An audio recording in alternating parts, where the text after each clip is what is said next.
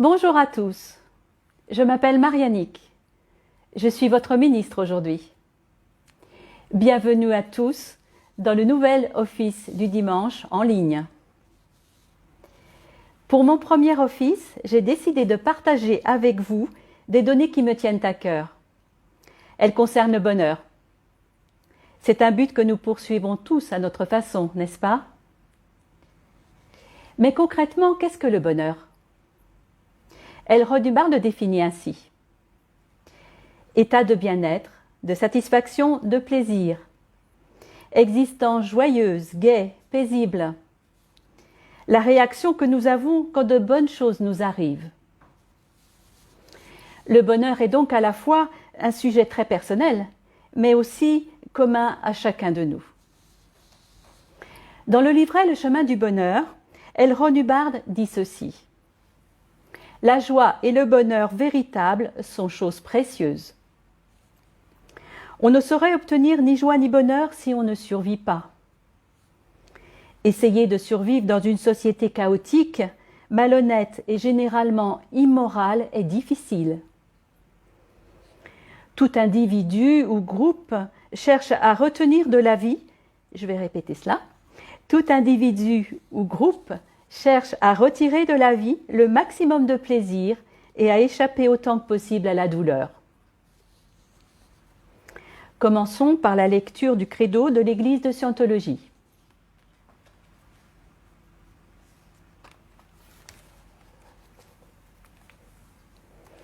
Nous, membres de l'Église, croyons que tous les hommes, quelle que soit leur race, couleur ou croyance, ont été créés avec des droits égaux. Que tous les hommes ont le droit inaliénable d'avoir leurs propres pratiques religieuses et de les exercer. Que tous les hommes ont le droit inaliénable de vivre leur propre vie. Que tous les hommes ont le droit inaliénable à leur santé mentale. Que tous les hommes ont le droit inaliénable d'avoir leur propre défense. Que tous les hommes ont le droit inaliénable de concevoir, choisir, assister ou soutenir leurs propres organisations, églises et gouvernements. Que tous les hommes ont le droit inaliénable de penser librement, de parler librement, d'écrire librement leurs propres opinions, et de se prononcer, d'écrire ou de s'élever contre les opinions des autres.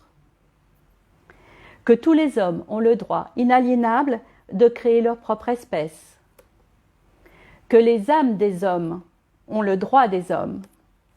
Que l'étude du mental et la guérison des maladies d'origine mentale ne devraient pas être séparées de la religion, ni tolérées dans les domaines non religieux.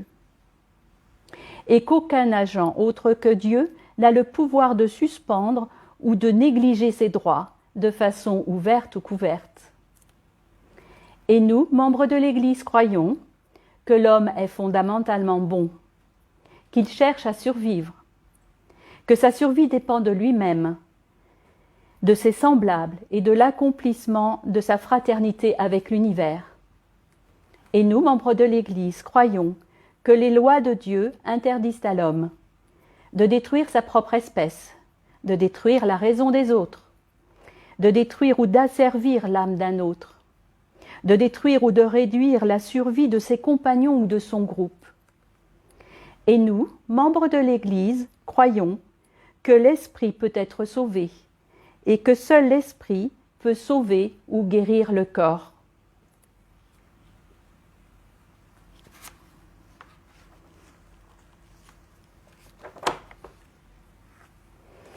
À présent, je vais lire l'intégrité personnelle de Elrond Hubbard.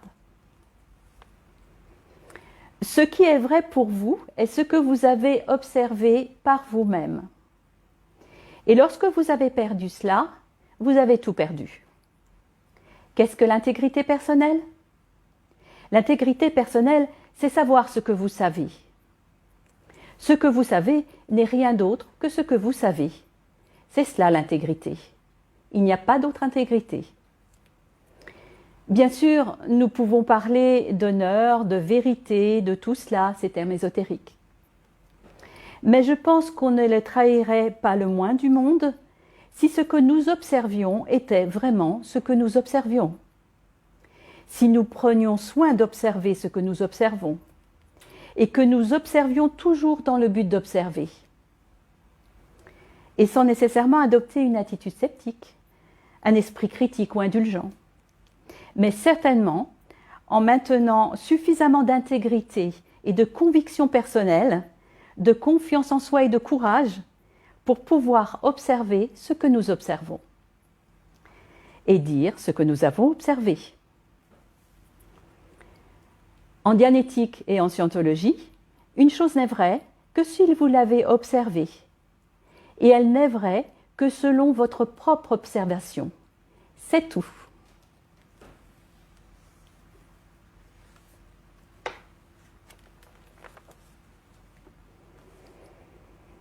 Nous en arrivons au sermon de cet office. J'espère qu'il vous aidera à créer plus de bonheur dans votre vie. Il s'intitule « Le bonheur et l'intérêt ». Dilettante est censé signifier « bon dans de nombreux domaines », mais on pourrait l'élargir à « professionnel dans aucun domaine ». Un dilettante est quelqu'un qui se lance furieusement dans quelque chose, en étant toujours enthousiaste au départ. Par exemple, il veut apprendre à piloter un jet. Grand enthousiasme. Bien sûr, on rencontre les dilettantes principalement dans le domaine des arts, mais nous étendrons cela à toutes les activités humaines. Oh là là, je vais devenir pilote. Oh, dis donc, je vais devenir pilote de jet. Et puis l'instructeur dit, bon, maintenant vous devez apprendre à faire ceci et à faire cela. Vous devez apprendre le règlement militaire.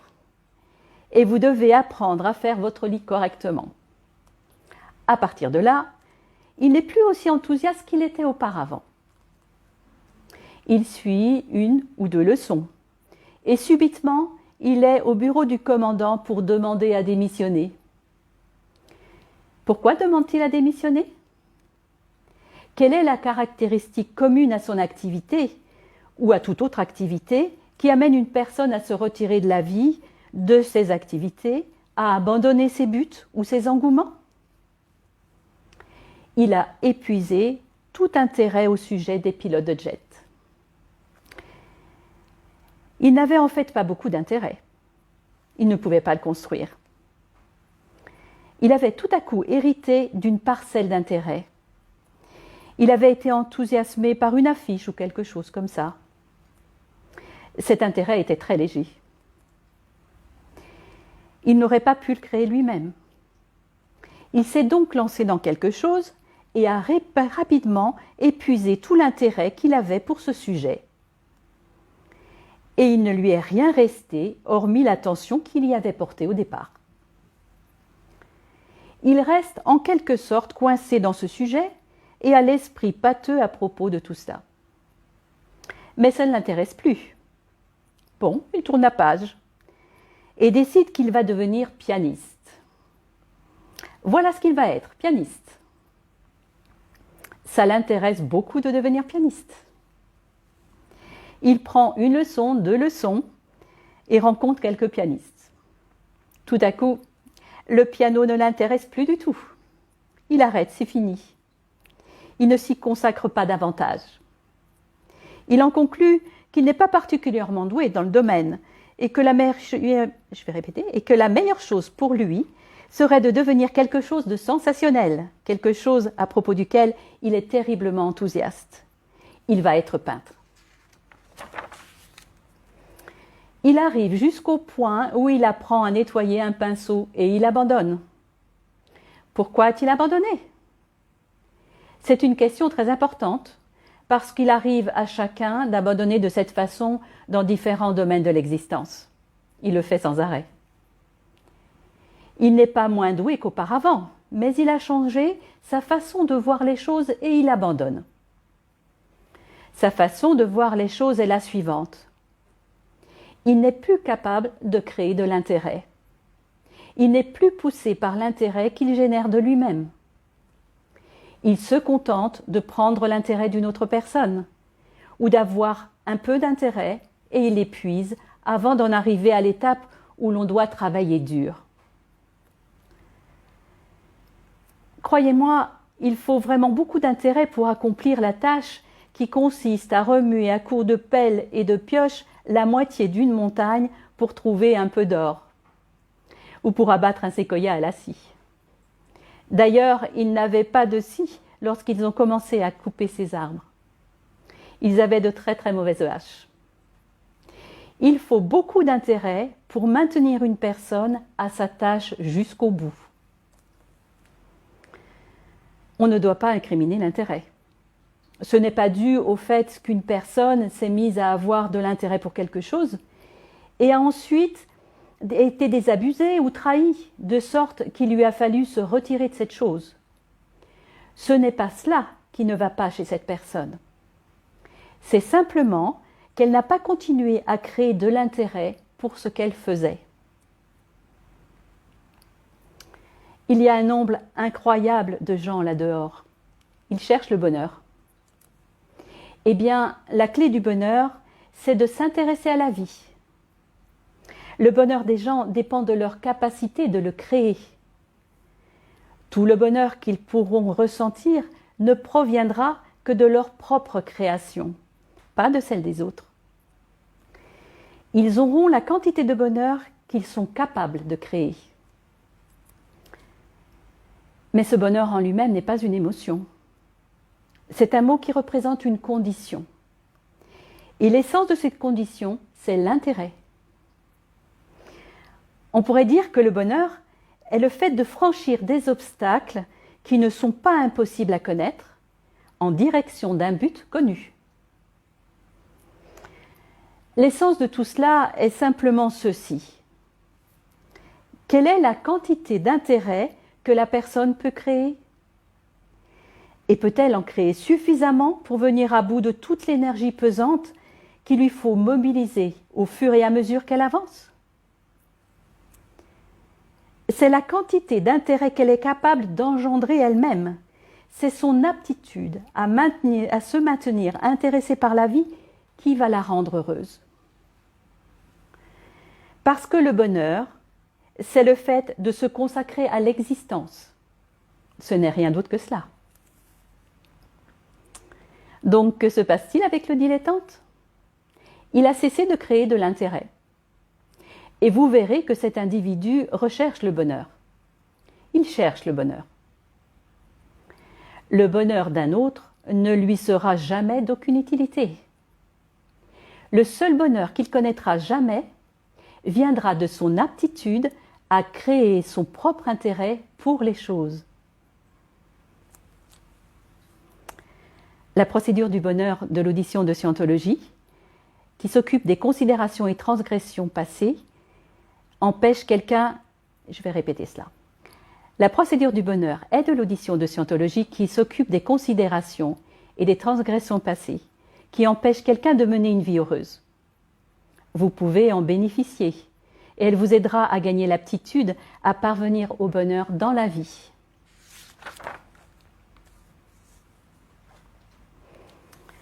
Permettez-moi de rajouter quelque chose à ce sermon. Vous éprouvez certainement le désir d'aider vos relations, amis et famille.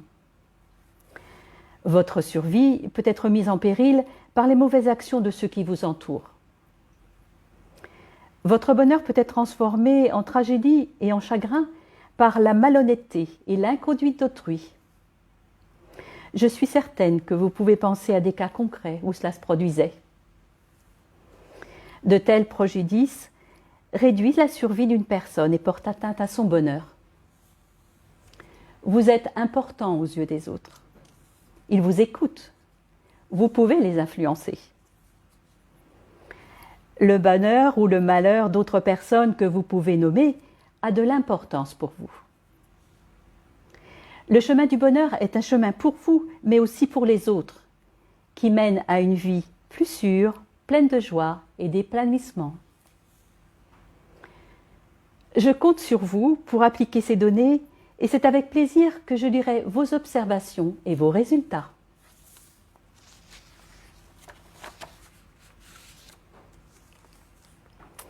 Et maintenant, permettez-moi de vous inviter aux différents webinaires de la semaine.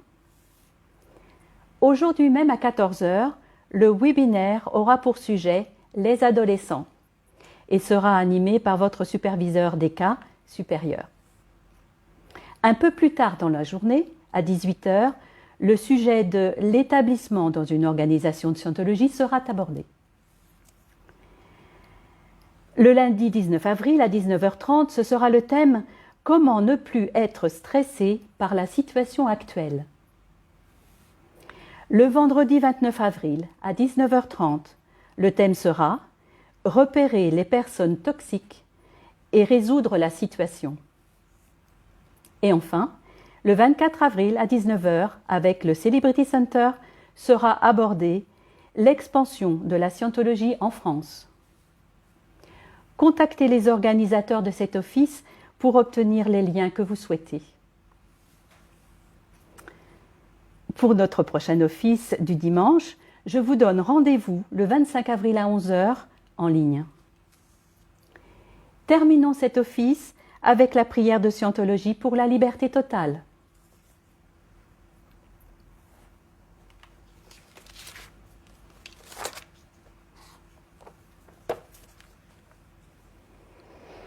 Puisse l'auteur de l'univers donner à chaque homme la possibilité de parvenir à la compréhension de sa nature spirituelle. Puisse notre conscience et notre compréhension de la vie s'agrandir, afin que tous puissions découvrir l'auteur de l'univers.